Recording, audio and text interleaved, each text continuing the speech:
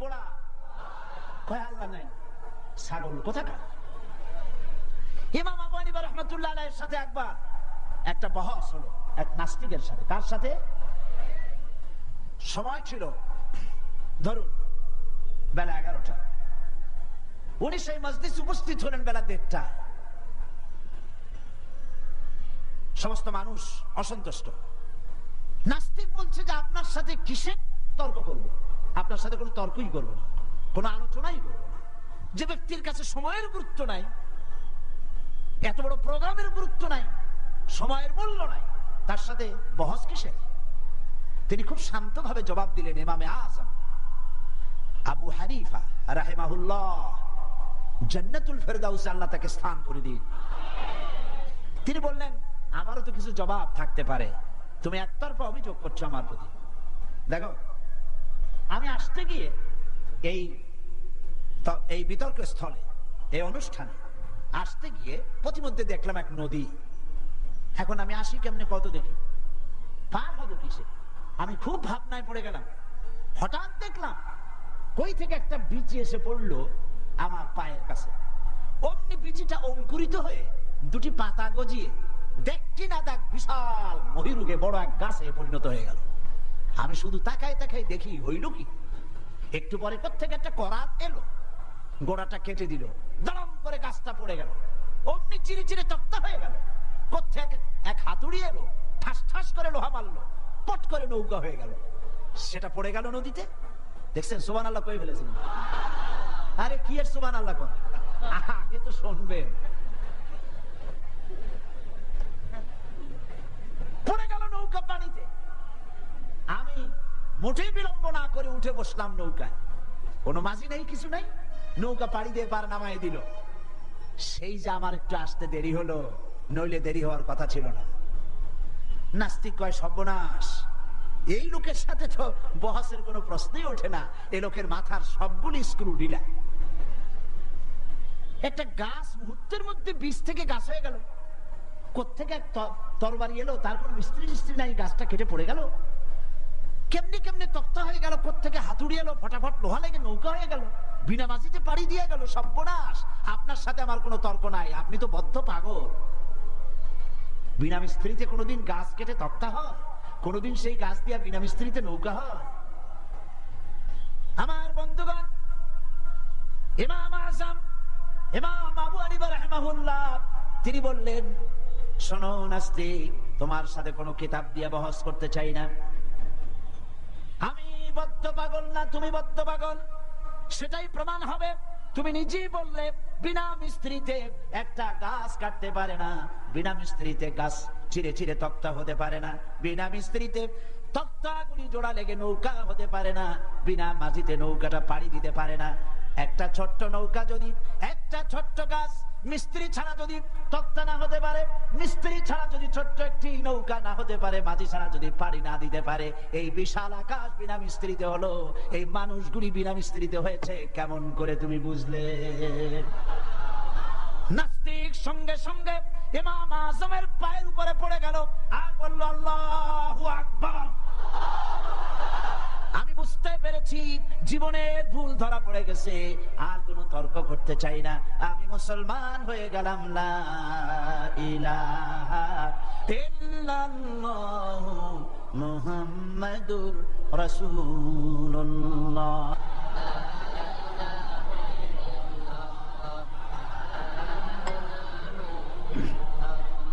লা ইলাহা ইল্লাল্লাহু মুহাম্মাদুর রাসূলুল্লাহ। আল্লাহ রাব্বুল আলামিন তিনি আছেন, তিনি ছিলেন, তিনি থাকবেন। বিশ্বাস করতে পারে না, কপাল পোড়া। ওই যে গতকাল বলছিলাম, বাংলাদেশ পৃথিবীর দ্বিতীয় বৃহত্তম মুসলিম দেশ, তাই নাস্তিক মুরতাদরা সাহস পায় না কথা বলার যে আল্লাহ নাই। এটা বলতে পারে না বলে ধর্মনিরপেক্ষতাবাদের সাথীর আশ্রয় গ্রহণ করেছে। মানুষকে আল্লাহ পাক বলছেন, মোমেনকে উদখুলু ফিস সিলমে কাফ, 16 আনা দাখিল হও। আমাকে যখন মেনেছো, আমার সামনে মাথা নত করে দাও। কারো কাছে কিছু চাইও না, চাইবা কার কাছে? চিল্লায় বল, আল্লাহর কাছে চাও। তিনি কি তোমাকে দিতে অক্ষম? বলেন, তিনি কি অক্ষম? যদি অক্ষম না হন তাহলে আপনারা মাজারে যান কেন? মাজারগুলিতে, আমার দেশের লোকেরাই মাজারগুলি ব্যবসা বাজায়, ব্যবসা বড় করে দিয়েছে, ঠিক কিনা? ঠিক কিনা? মাজারের ব্যবসা আর তথাকথিত বিদআতপন্থী লোকেদের ব্যবসা। নিজেকে, কেউ তো নিজেকে পীর বানিয়েছে বড় রকমের। সব পীরের আমি কিন্তু সমালোচনা করি না, আমার দেশে হক্কানি পীরেরা নিশ্চয়ই আছে। কারণ আলহামদুলিল্লাহ, বলেন আলহামদুলিল্লাহ। আমি যখনই পীরের কথা বলবো আপনারা অবশ্যই বুঝে নেবেন আমি পাইকারি দরে বলি না, হক্কানি পীর নিশ্চয়ই আছে। আমি বলি ব্যবসায়ী পীরের কথা। কার কথা? কেউ তো নিজেকে নাম, নিজের নামটা লেখায় এমন ভাবে, নাম তালাশ করে খুঁজে পাওয়া যায় না। ইমামুল আইম্মা, জামানার মুজাদ্দিদ, সিরাজুস সালিকিন, মিসবাহুল আরিফিন, সিয়াহে দামদাম, মুহিব্বে পান্দান, কত বিশাল নামের লকব, নাম খুঁজে পাওয়া যায় না। আছে না? আছে না? এরপর আবার তো কেউ সম্রাট হয়ে বসে থাকে। ভাবখানা এই যে ওনাদের কাছে গেলেই অন্য আপনার মনের আশা পুরা করে দেবে। নাউজুবিল্লাহ।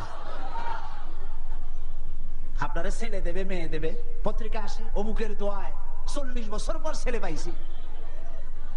হাতের মধ্যে ডিম দেয়, ডিম সিদ্ধ হয়ে যায়, কি আশ্চর্য কথা। আর বাচ্চা পেটের মধ্যে ঢুকে যায়। নাউজুবিল্লাহ, নাউজুবিল্লাহ।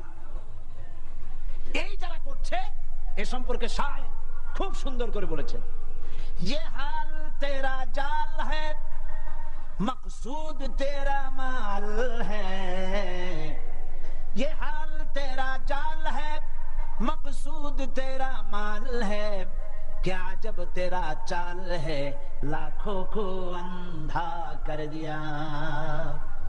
तुम्हारी अवस्था হলো জালিয়াতি। তুমি নিজেকে সম্রাট ধারণ করেছো নাম, তুমি নিজেকে সৈয়দ নাম ধারণ করে পীর মাশায়েখ নাম লাগায় দিয়া মানুষকে ধান্দায় ফেলে রুজি কামাচ্ছ। মানুষকে ব্যবসার ধান্দায় ফেলে দেওয়া হয়েছে, রুজি রুটি কামাবার ব্যবস্থা করা হয়েছে। আমি আপনাদের মধ্যে এই কথাটা ঢুকাতে চাই, আমি কোন দুঃখে মাজারের কাছে বা কোনো ব্যক্তির কাছে গিয়ে আমার ছেলে চাইবো, মেয়ে চাইবো? আলাইসাল্লাহু বিকাফিন আবদা। আমার আল্লাহ বলছেন, কে বলছেন? কে বলছেন? আলাইসাল্লাহু বিকাফিন আবদা। আমি কি আমার বান্দার জন্য যথেষ্ট নই? জবাব দিতে কিন্তু আপনারা পারেন নাই। প্রশ্নটা কার? প্রশ্নটা কার? আবার শুনুন আর মুমিনের মতো জবাব দিবেন। আলাইসাল্লাহু বিকাফিন আবদা। আমি কি আমার বান্দার জন্য যথেষ্ট নই? বলুন অবশ্যই যথেষ্ট। আমার জাতির পিতা হযরত ইব্রাহিম আলাইহিস সালামের কথা আল্লাহ কোট করেছেন কোরআন শরীফে। কোথায় করেছেন? হযরত ইব্রাহিম আলাইহিস সালাম বলেছেন, আল্লাযী হুয়া ইউত'ইমুনি ওয়া ইয়াসকিন। আমার আল্লাহ তো এমন, আমি যখন ক্ষুধার্ত হই, আমার ক্ষুধার সময় পেট ভরে আমাকে খাবার ব্যবস্থা করেন আমার আল্লাহ। আমি যখন তৃষ্ণার্ত হই, আমি তৃষ্ণার্ত হলে পরে ঠান্ডা পানি দিয়ে আমার কলিজাকে ঠান্ডা করে যিনি দেন তার নাম আল্লাহ। তিনি কে? আল্লাহ। ওয়াইযা মারিতু ফাহুয়া ইয়াশফিন। আমি যখন অসুস্থ হই, কে আমাকে সুস্থ করে? চিল্লায় বল। আমার রোগ ভালো করার জন্য কোন পীরের কাছে যাব না। আমার ছেলে মেয়ে না হলে সন্তান পাওয়ার জন্য কোন মাজারে যাব না। এর নাম ঈমান। এর নাম কি? উদখুলু ফিস সিলমে কাফা। পরিপূর্ণ মুসলমান হও। মাজারের কাছে যায়, খাজা বাবার কাছে, ইয়া খাজা মেরে মতলব কো পুরা কর দে। খাজায় আপনার মতলব পুরা করবে কেমনে? ওনার মতলবই তো পুরা করছে আল্লাহ। কে পুরা করেছেন? আল্লাহ পাক করেছেন। সুতরাং খাজা আপনার মতলব পুরা করতে পারবে না। আপনার মনের আশা পূর্ণ করার মালিক কে? জোরে বলেন কে? ওয়াইজা সাআলতা ফাসআলিল্লাহ ওয়াইজা ইসতাআনতা ফাসতাইন বিল্লাহ। যদি কিছু চাইতে হয় আল্লাহকে, আল্লাহর কাছে চাও। কিছু বলতে হয় আল্লাহকে বলো। আর আল্লাহরে ছেড়ে দিবা, তাহলে কোথায় যাবা? ওটা তো আছে, আরো কিছু আছে। আমাদের গ্রাম এলাকায় বিভিন্ন দেশে দাঁত যখন পড়ে যায়, ছোটবেলায় দাঁত পড়ে না? অবশ্য আপনাদের পড়ে নাই নাকি? পড়ছে। দাঁত পড়লে ওই দাঁত নিয়ে মুরব্বীরা বলে, দাঁতটা নিয়ে যাও ইন্দুরের গর্তের কাছে, যাইয়া বলো, ইন্দুর ভাই আমার এই দাঁতটা নিয়ে তোমার ছোট্ট চিকুন দাঁতটা দাও। হায় রে কপাল পোড়া, তুমি আল্লাহরে ছাড়ছো, আল্লাহ তোমার ইন্দুরের পায়ের কাছে নিয়ে হাজির করে দিয়েছে, যা মর ইন্দুরের কাছে যাইয়া। আবার কোন কোন এলাকায় আছে গর্ভবতী নারী ডেলিভারি হবে, প্রসব যন্ত্রণায় কাতরাচ্ছে, মুরব্বীরা বলে বিড়ালের পাও ধরিয়া মাপসাও। কি আশ্চর্য কথা, গর্ভবতী নারী ডেলিভারির সাথে বিড়ালের পাও ধরার সম্পর্ক কি? বিড়ালের কাছে এই মা কি অন্যায় করেছে যে বিড়ালের পাও ধরে মাপছে? তার মানে হচ্ছে আল্লাহরে ছেড়েছ, ইন্দুরের পাও ধর, বিড়ালের পাও ধর। আরো আছে, চট্টগ্রামে বাজে বস্তান, বিরাট একটা পুকুর, সেই পুকুরের মধ্যে আছে কচ্ছপ। মুসলমান, আমার নিজের চোখে দেখেছি মুসলমান সেখানে গিয়ে কচ্ছপ গুলা মানুষের খাইয়া খাইয়া খুব বুজুর্গ টাইপের হয়েছে, বিরাট বিরাট, গায়ে সেদা পড়ে গেছে। মুসলমান সন্তান, মুসলমান নরনারী কচ্ছপের পায়ের উপরে হাত দিয়ে হাতে চুমা খায়। তুমি আল্লাহরে ছেড়েছ, আল্লাহ তোমার কচ্ছপ পর্যন্ত পৌঁছায় দিছে। কন্দাউজুবিল্লাহ, জোরে কন্দাউজুবিল্লাহ। ওখানে দেখেছি গাছের সাথে ঝুলানো পাথর আর ইট। জিজ্ঞেস করলাম ফকিরদের কাছে, এই গাছের সাথে ইট পাথর ঝুলানো কেন? কয় যে এটা হচ্ছে যে সমস্ত মেয়েদের বাচ্চা হয় না, বিবাহ হয়েছে 10 বছর 12 বছর হয়ে গেছে, সেই সব হতাশাগ্রস্ত মা বাবা এখানে আসে, মেয়েরা নিজ হাতে এই পাথরগুলো ঝুলায় রাখে, ধারণা এই পাথর এখানে ঝুলতে ঝুলতে একদিন তার নিজের পেট ভারী হতে হতে বাচ্চা হয়ে যাবে। কি জেহালাত, কি অজ্ঞতা, কি মূর্খতা! গাছের সাথে ঝুলানো পাথরের সাথে মায়ের পেটের ভিতরে সন্তান আসবে, কি অজ্ঞতা, কি মূর্খতা, কি জেহালাত! তুমি আল্লাহরে ছেড়েছো, আল্লাহ তোমার ইন্দুরের গর্ত পর্যন্ত পৌঁছায় দিছে। তুমি সারা দুনিয়াকে লাথি মারো, আল্লাহর দিকে চলে যাও, দুনিয়া তোমার পায়ে চুমা খাবে। সুবহানাল্লাহ কও, আল্লাহর কাছে যাও, আল্লাহর কাছে যাও। ওয়া ইযা সাআলতা ফাসআলিল্লাহ, কিছু চাইলে আল্লাহর কাছে চাইবে, কিছু বললে আল্লাহর কাছে বলবে। আমার দেশে বহুত মাজার আছে, এই মাজারগুলি দিয়ে ব্যবসা করা হয়। মাজারের চতুর্দিকে লোক বসে থাকে, কি সব লোক? মাথায় বিরাট জট, গায়ে সালার চট, আরো আছে লোহার শিকল, আছে না? গাঁজা খায়, কয় খাজা বাবা গাঁজা খাবা, গাঁজা না খাইলে তুমি কোন ডাইলের বাবা? নাউযুবিল্লাহ। এমন মাজারও আছে বাংলাদেশে, যেই মাজার গুলিতে মুদ্দারি নাই, সাইনবোর্ড লাগানো হয়েছে হযরত পথিক শাহ রহমাতুল্লাহ আলাইহির মাজার। কোন পথিক কবে মরছে আল্লাহই জানে। আপনারা আমার কথা বিশ্বাস করুন, চট্টগ্রামের কুমিরা সীতাকুণ্ডের পাশে যাওয়ার সময় দেখেন কুমিরা হাই স্কুল, রাস্তার ধারেই একটা কবর, বিরাট সাইনবোর্ড, হযরত ডাল চাইল রহমাতুল্লাহ আলাইহির মাজার। দেখেন আপনারা, যাওয়ার সময় বাম দিকে পড়বে, আসার সময় ডান দিকে পড়বে।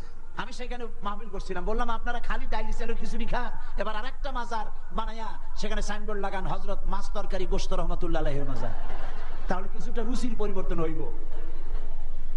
আজি মাজারে কিছু চাওয়ার নাই, মাজারে কিছু দেওয়ার আছে। কি দিবেন? টাকা? জবাব দেন, টাকা, চাদর, আগরবাতি, মোমবাতি, মান্নত। কি দিবেন?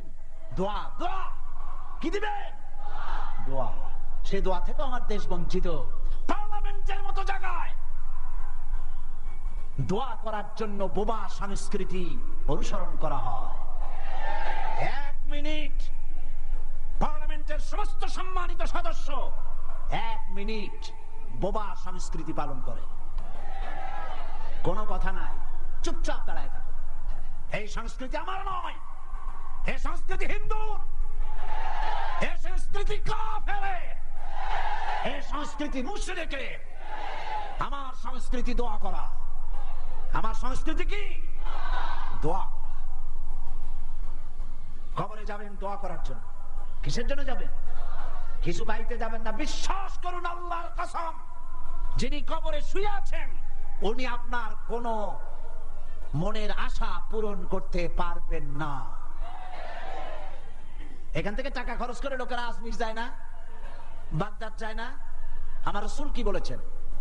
লা তাসুদ্দুর রিহাল, খবরদার তিনটি জায়গা ইল্লা বিসালাসা, তিনটি জায়গা ছাড়া জিয়ারতের উদ্দেশ্যে কোথাও যাইবে না।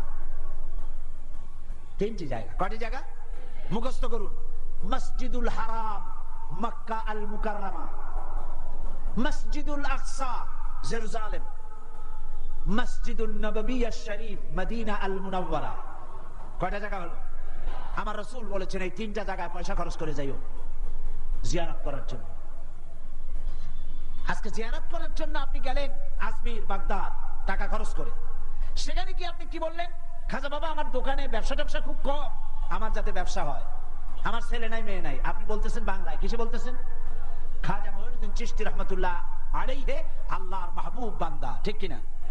আল্লাহর ওলি, আল্লাহর বুজুর্গ, মুজাহিদ। তার ভাষা কি? আরবি ছিল। তো উনি কি করে আপনার বাংলা বুঝলেন? কেউ গেছে পাকিস্তান থেকে, সে পাঞ্জাবিতে দোয়া করতেছে, কেউ সিন্ধি ভাষায় দোয়া করছে, কেউ উর্দুতে দোয়া করছে, কেউ মারাঠা ভাষায় দোয়া করছে, কেউ বাংলায় করছে, কেউ ইংরেজিতে করছে, কেউ উর্দুতে করছে। এতগুলি ভাষা কি তিনি বুঝবেন? আর তিনি কি ওখানে আছেন যে শুনছেন? এর কোনো গ্যারান্টি আছে? বলেন আছে? তাহলে আজমিরে কেন, বাগদাদে কেন, মাজারে কেন? সমস্ত ভাষা যিনি সৃষ্টি করেছেন তার কাছে বলুন, রাত দিন 24 ঘন্টা তিনি আপনার ফরিয়াদ শোনেন। সুবহানাল্লাহ। তিনি দেওয়ার জন্য প্রস্তুত।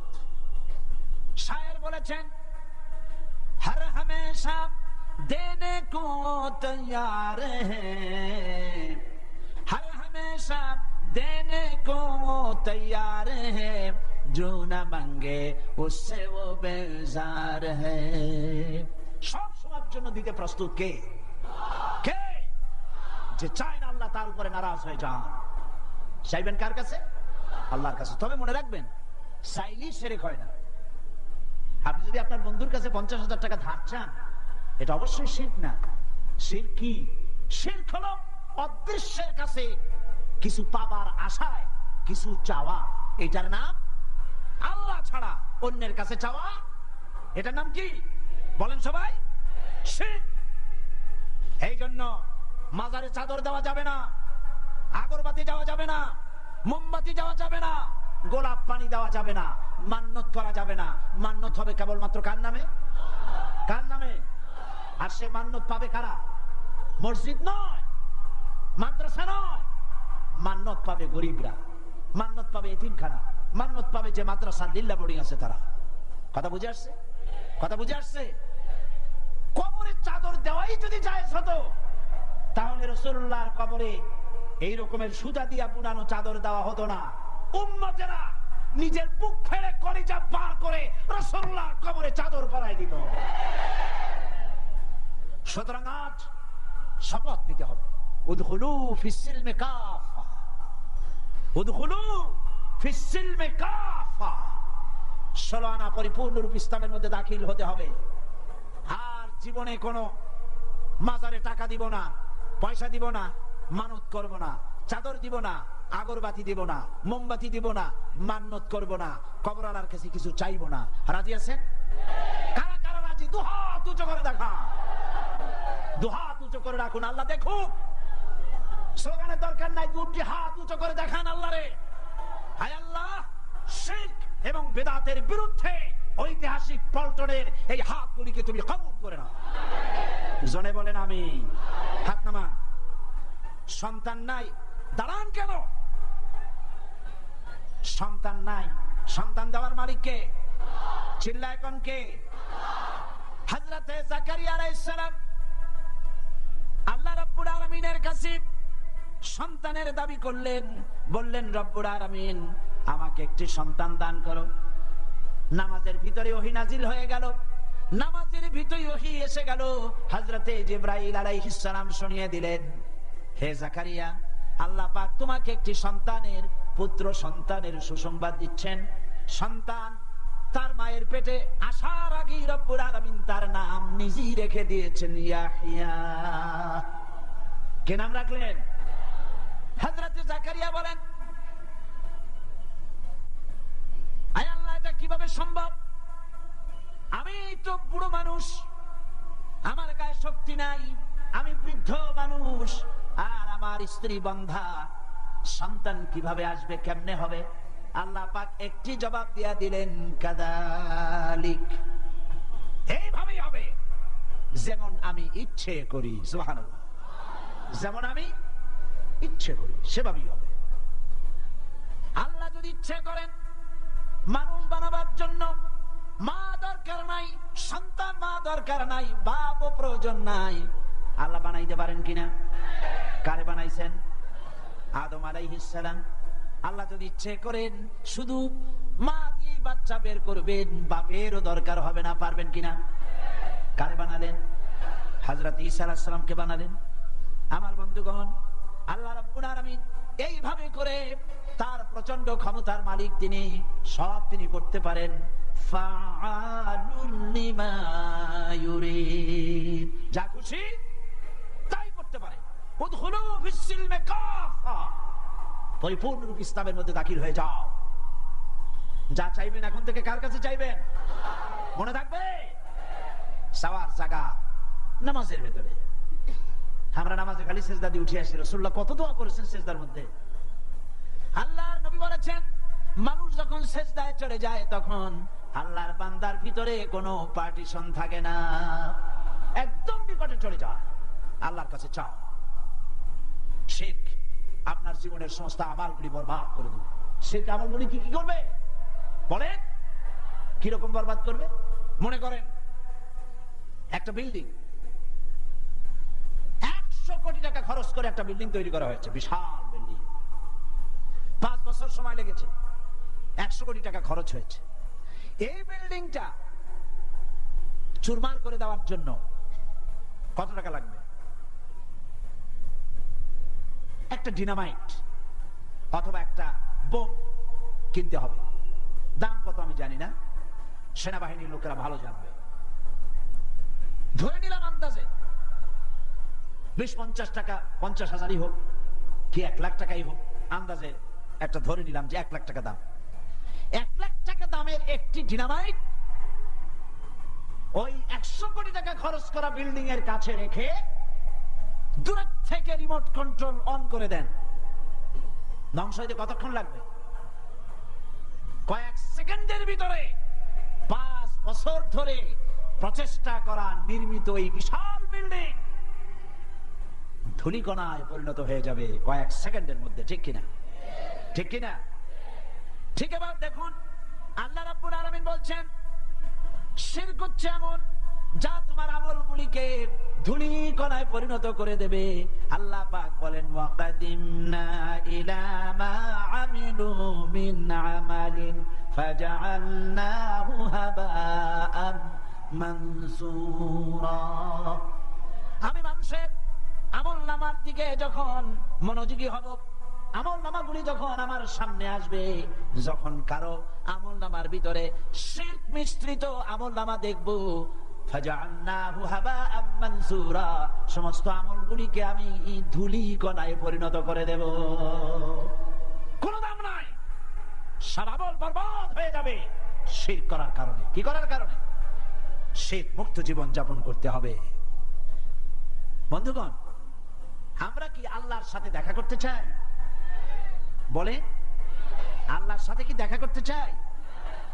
আল্লাহ রাব্বুল আলামিনের সঙ্গে যদি দেখা করতে চাই, রাব্বুল আলামিন বলেছেন, ফামান কানা ইয়ারজু লিকা রাব্বিহি ফালইআমাল আমালান সালিহান ওয়ালা ইউশরিক বিইবাদাতি রাব্বিহি আহাদা। ফামান কানা ইয়ারজু লিকা রাব্বিহি, তোমাদের মধ্যে যে কেউ যদি আল্লাহর সঙ্গে তার রবের সঙ্গে দেখা করতে চায়, ফালিয়ামাল আমালান সালিহা, সেজন্য ভালো কাজ করে, ওয়ালা ইউশরিক বিইবাদাতি রাব্বিহি আহাদা, আর আল্লাহর ইবাদতের সঙ্গে কাউকে যেন শরীক স্থাপন না করে। বুঝে আসছে কথা? বুঝে আসছে? তাহলে শিরক এবং বিদআত মুক্ত জীবন যাপন করলেই তাওহীদ সলিড হবে। কোন আলহামদুলিল্লাহ, জোরে কোন আলহামদুলিল্লাহ। উদখুলু ফিস সিলমি কাফা, পরিপূর্ণরূপে ইসলামের মধ্যে দাখিল হয়ে যাও।